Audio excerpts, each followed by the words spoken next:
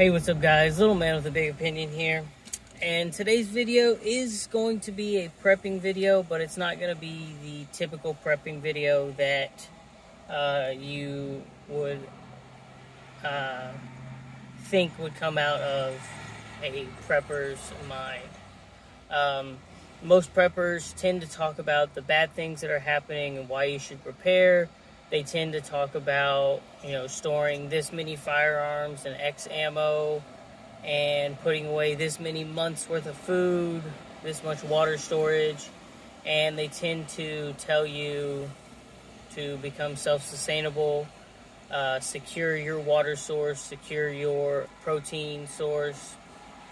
If you produce your products, then you know where it's coming from, and you can dictate when you run out of supplies, or you can mitigate when you run out of supplies.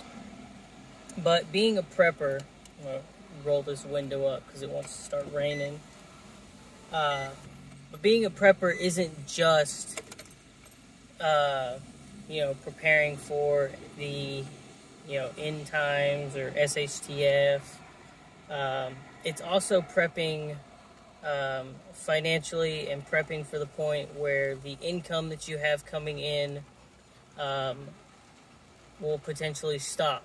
And what I mean by that is, in the United States, most people either work for 20 years or they work up until Social Security kicks in at 65, and then they live off of that retirement along with some sort of 401k or retirement plan. I'm here to tell you that the federal government already wants to increase the age limit on Social Security. Some are saying up to 68, some are saying up until 70. I don't know about you, but I know plenty of people that don't want to work into their 70s. With the mass exodus from working now, people in their 20s, 30s, and 40s don't want to work right now.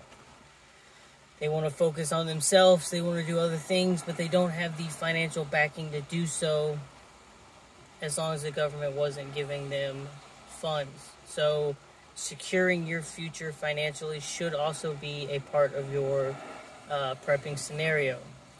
Typically, inflation rises 2% a year, and this year, you've already heard me talk about several times, it's up 5.4%, and in some categories, it's up much higher. If you rely on driving a long distance to work or driving for work, like some sort of delivery service, then gas prices being up 40% is probably hitting your pocketbook extremely hard. So today's video, I'm going to talk about the reasons why you should be storing silver, gold, investing in the stock market, and I can make the argument for bonds or, producing something that should be able to, in the future, produce capital for you as well. Most Americans only have one source of income, and that is from their typical 9-to-5 or 40-hour-a-week job. If you watch any of the financial gurus out there, or real estate people, or people that have put a lot of time and effort into the stock market, you'll know that most people that are more successful than others, who have escaped the quote-unquote rat race, have done so by creating multiple sources of income. They've done so by creating barriers to where any time that they're put in a situation where they are out of work, work slows down, maybe you have to take another job for less than what you were making. All those scenarios where you had planned and budgeted for X dollar amount, let's say it's $50,000, now you're making $45,000, or maybe you're making zero, and the only money coming in is from some sort of unemployment benefit. Having these other things in place could mean the difference of survivability and not survivability. So I don't own any physical gold. Yes, it is the smallest store of wealth. I think the last time I looked, it was 80 ounces of silver for 1 ounce of gold. Me personally, I store silver. This isn't a video arguing for whether you want to store constitutional silver, currency from states like the American Silver Eagle, the Canadian Maple Leaf, stuff like that, or even novelty coins, or other coins that, have value because of their condition. The sole point of this video is to say that if you have room in your budget to start adding silver or gold to your prepping plan, then I would do so. The biggest argument against that is you can't eat gold or silver, but if something seriously doesn't happen, then all you're doing is putting your money into something that goes up and down with inflation. And a lot of people make the argument that, you could sell off portions of this stack as you get into retirement, and it can supplement your 401k and the Social Security benefits. Especially if you decide to only work 20 or 30 years and retire at,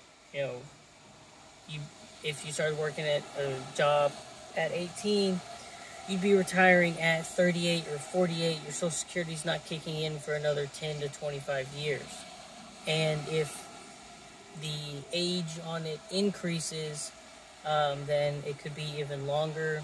And some people even argue that, at the rate of, Americans aging and the percentage of the population being over 65 increases, some people don't think what is going into Social Security will be enough to sustain the payments to all these different people. They think that the Social Security program could collapse. Now it's extremely hot in here, and I'm going to roll it back down and just get a little wet. But rain is good. I've cleaned the gutters out. I'm setting up the system to store the water, and I'm securing on one front a very vital part of my survival, which is water. But on the other front, last time I counted, I'm sitting somewhere around 15 ounces of silver, which doesn't seem like a lot, but at its current price, I think it's $25, might be $24 an ounce. The other argument for this is someone released an article saying that over 50% of Americans couldn't handle a $500 emergency. That silver is my buffer, because if I don't have the physical cash on hand to deal with a situation, then I could always sell that silver. But my hope is to be able to hold on to it, sell it if I need to into, my old age, and create generational wealth. When I have kids, there's a strong possibility that some of the silver that I've put away now will benefit them in the future. It'll make their lives a little bit easier. And if they have the same, like-mindedness as myself, then they'll continue to grow the stack. They'll continue to do prepping, and it will benefit them as well. On the stock market side of things, I'm not a financial advisor, so I can't tell you what stocks you should and shouldn't purchase. But what I can tell you is dividend stocks have a track record of outperforming other stocks, and they do produce a second source of income, ranging from, half a percentage up to some stocks being in the double percentage. Do your own research, figure out the risk level that you would like to take on that, and start adding some of your budget into, the stock market. If you're not benefiting from the 401k at your work, then I strongly suggest you do so. Few jobs these days are providing some sort of match, but if your job does provide a match on the 401k, then, and you're not meeting the quota for them to match it, then you're losing free money. Say, for instance, your job does a 2% match on everything you put into your 401k. Or, like, they'll match 2%. So if you put in 2%, they're putting in 2%. You're getting 2% of your check into a 401k for free, no strings attached.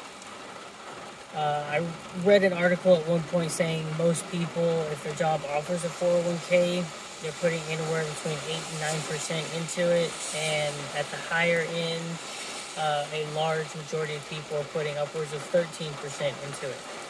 People don't want to work for the rest of their lives, and as a prepper, if you're planning for a scenario when you're going to need to survive off of your food and water storage, survive off of your food production and your water collection system, then at some point you're going to need to also survive off of some sort of other, cash income system, whether that's selling silver or gold, whether that's your stocks paying you a dividend and that becomes your paycheck, or selling your stocks. Your stocks can work very similarly to your silver and gold. You can just outright sell the share and produce income in that manner. On top of that, your 401k, traditionally it was called that because you were supposed to have $401,000 inside of that account. Some financial experts are saying that you need now in between 1 and 2 million inside of a 401k to maintain your current style of living.